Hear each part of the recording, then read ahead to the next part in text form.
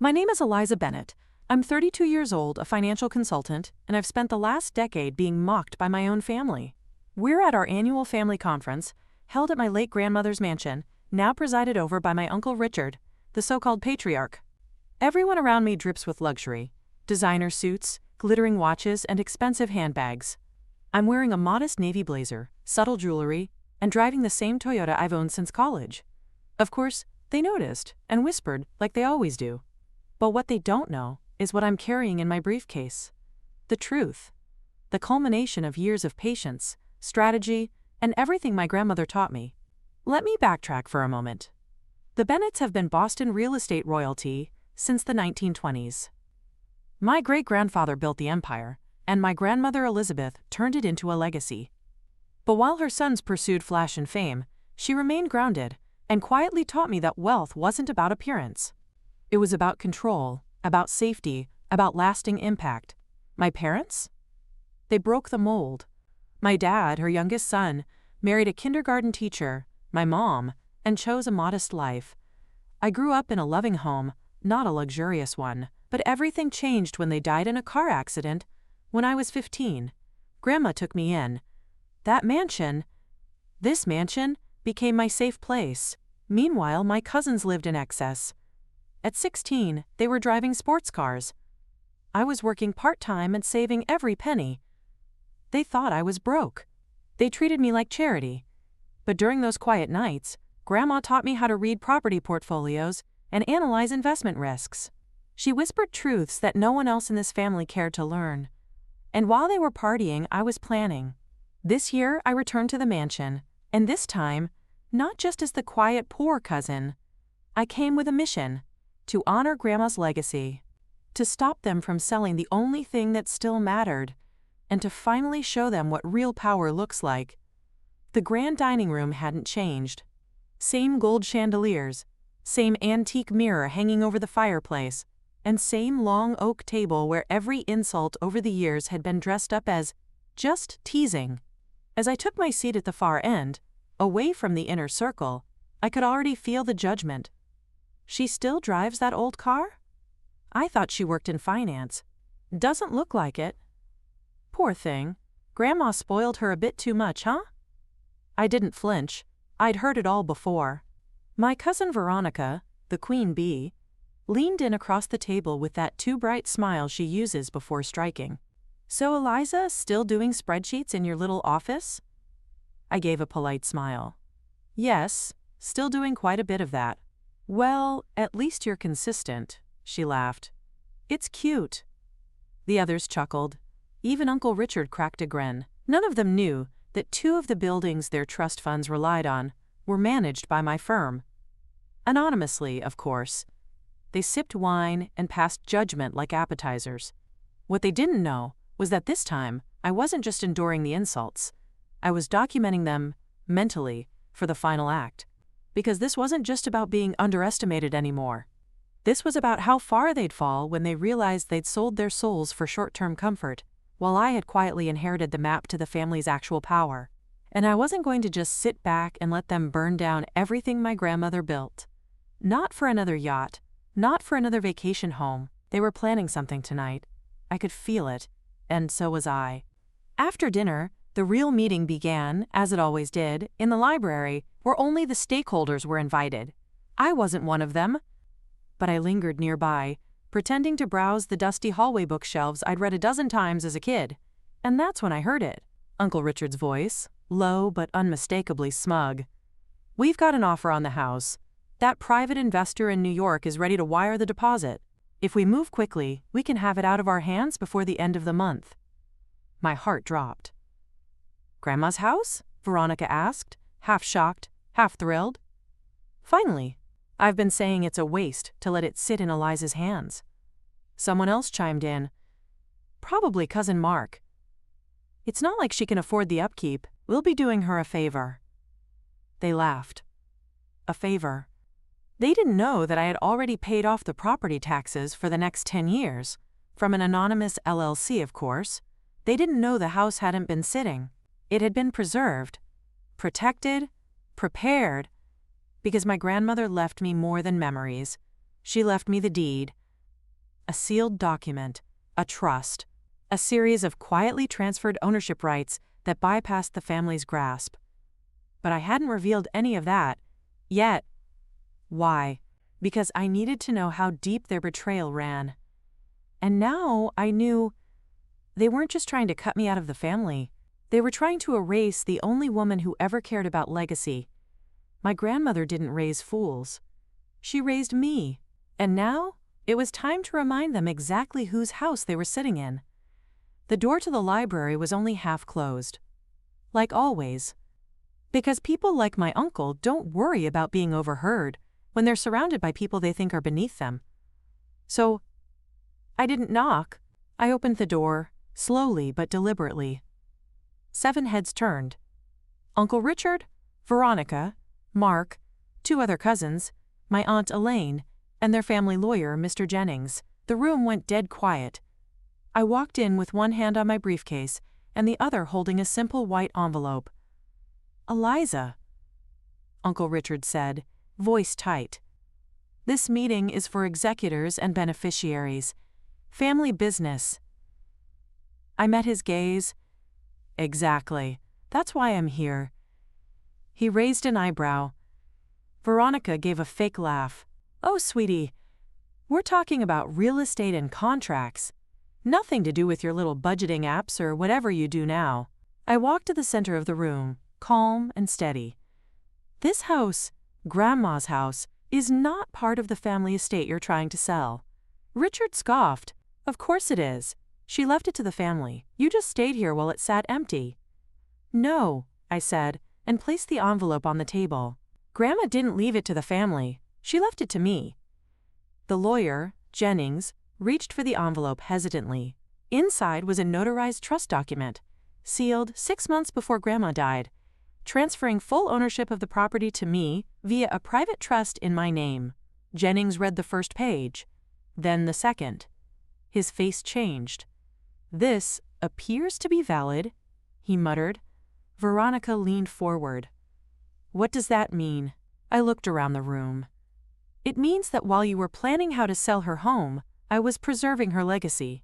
I'm not asking you to stop the sale, because you can't sell what doesn't belong to you." Silence. For once, not even Veronica had a comeback. And in that moment, I didn't feel petty. I didn't feel vengeful. I felt exactly like the woman my grandmother always believed I would become. The silence after Jennings confirmed the trust was deafening. Uncle Richard was the first to speak.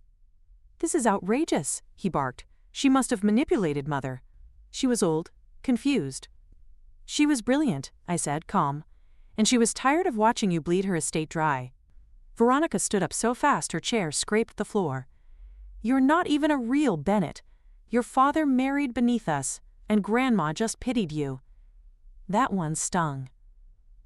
But I didn't flinch. If she pitied me, why did she leave me the only thing that actually mattered? Mark, the cousin with the sports cars and defaulted credit lines, tried to pivot. "Okay, look," he said, with forced charm. "Maybe we got off on the wrong foot. Maybe we work something out." "A shared ownership arrangement?" I laughed. "Just once." "You wanted to sell the house?" "Behind my back. Without so much as a text. And now that you know you can't, you want to share it?" Jennings cleared his throat again. "Legally, the trust is airtight. There's nothing the rest of the family can do unless they want to contest in probate court, which, based on the clarity of these documents, would be unwise." Translation: "You already lost." Aunt Elaine crossed her arms, suddenly playing peacemaker. "Let's be civil. We're family. Eliza, darling, surely there's room for compromise?" I turned to her slowly. "I compromised for 10 years, while you all mocked me, excluded me, and tried to erase the only person who actually learned from Grandma. That era is over." I gathered my envelope, gave Jennings a polite nod, and turned to leave. "If you need anything else," I added, "you'll need to go through my legal team. And next time you want to sell someone's house, make sure you own it first." Then I walked out, and for the first time in my life, I wasn't walking away in shame. I was walking away in power. By the next morning, the news had traveled. Not through newspapers, not through lawyers, but through the family grapevine, the fastest communication network known to humankind. The same relatives who used to forget to copy me on group emails suddenly had 1,000 questions. Is it true? You actually own the house now. How did Grandma even make that happen? Cousins I hadn't seen in years sent awkward texts. Hey, Eliza just wanted to say congrats. That was pretty badass. I didn't respond to most. I didn't need to. Because this wasn't about gloating. It was about resetting the tone. For years, I was the poor cousin. The orphan. The afterthought. The girl they pitied at holidays and ignored at boardroom tables. Now? They couldn't ignore me if they tried. And still, I stayed quiet. I didn't post about it, didn't throw a party, didn't gloat. I spent that weekend alone in the mansion, walking through every hallway like I was seeing it again for the first time. Touching the banisters. Sitting in Grandma's chair, reading her notes tucked in old cookbooks, remembering the woman who saw all of this long before anyone else did. This house wasn't just mine legally. It was mine spiritually. Because while they chased status and inheritance, I had earned trust, literally. And now I had a choice to make. Let them come crawling back? Or build something new? Something worthy, from the ashes of their entitlement? I chose the second. Because I didn't win to be accepted. I won so I could protect the one place that ever made me feel seen. And I wasn't done yet. I didn't want revenge. I wanted purpose. And I found it one quiet evening, sitting in Grandma's old sunroom, flipping through one of her journals. In it, she wrote, "Legacy isn't what you leave behind in a will, it's who you teach to build when you're gone." That's when the idea came. What if this house, this massive, historic, soul-filled space, wasn't just a trophy to protect? What if it became a home again? But not just for me, for young women like me. The ones no one saw coming. The quiet girls. The overlooked nieces. The ones who needed mentorship more than pity. I started drafting a plan. A nonprofit incubator for women in finance and entrepreneurship. A mentorship center in Grandma's name. Seminars, co-working space, even an annual scholarship fund. This house had 12 bedrooms. What if it held 12 futures? Not long after, I called my lawyer. I want to convert the estate, keep the trust intact, but restructure the property as a functional business/foundation. He paused. You're turning the mansion into a mentorship hub? I'm turning judgment into opportunity, I replied. And with that, the real work began.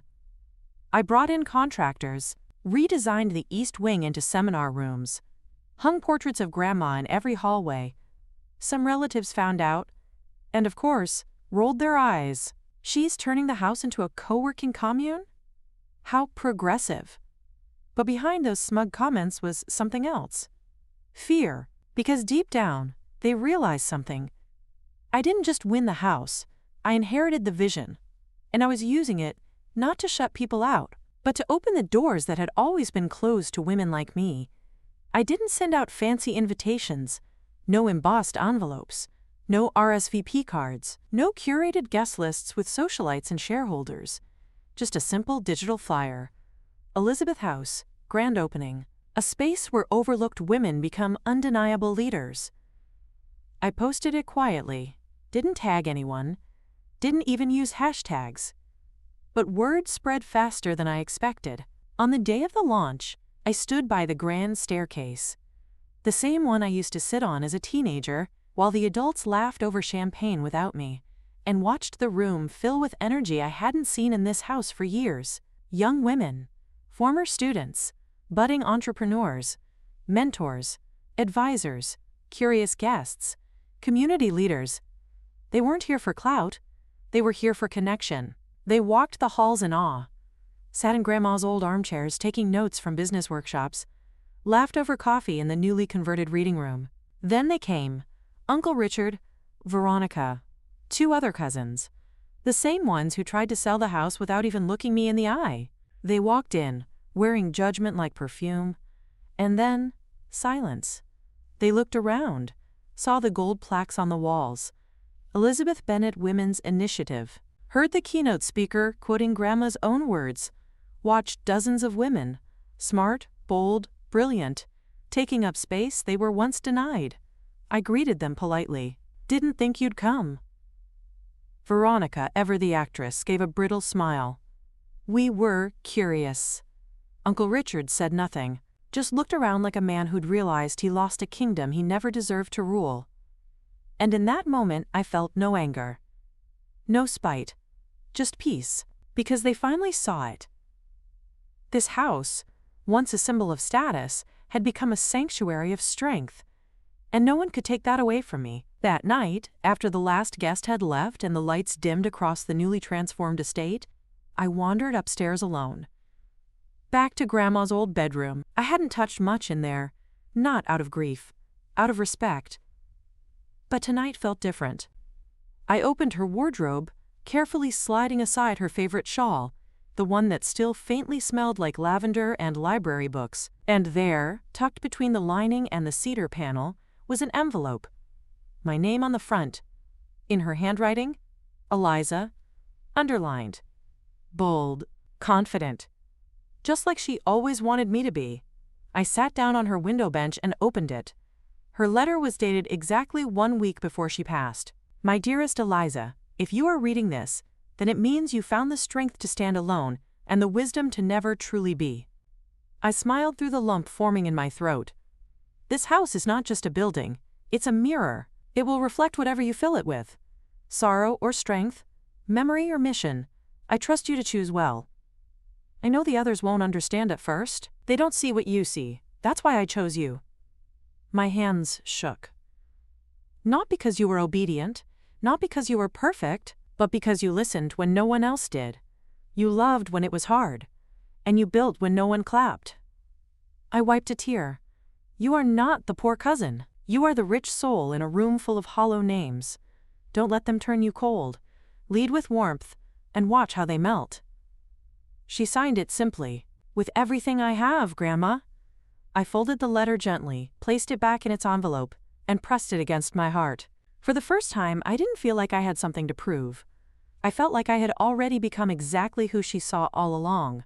I stood at the balcony of Elizabeth House as the morning sun lit up the garden below. The same garden where I once read books as a quiet, ignored teenager. And now, that girl had become a woman the entire family had no choice but to acknowledge. Not because I yelled, not because I demanded, but because I endured. I built, I rose on my own terms. And for the first time, I wasn't looking for validation. I had it from the woman who mattered most. And from myself. That mansion, the one they tried to sell, tried to strip from my hands, was now home to something bigger than inheritance. It was home to impact. Every workshop held in those halls, every young woman who walked in, feeling invisible, and walked out feeling unstoppable. Every conversation over coffee that started with doubt and ended in clarity. That was the legacy. Not the marble floors, not the oil paintings, not the Bennett name, but what we built inside of it. I didn't just protect Grandma's house. I honored her vision. And now, to every person watching this, every quiet one in the corner, every so-called failure at the dinner table, every girl whose voice was overlooked while others were praised, let me tell you something. You don't need their applause. You need your purpose. Don't wait for a seat at their table. Build your own. Because when the moment comes, and it will, they won't be able to ignore you. Not because you shouted, but because you became undeniable.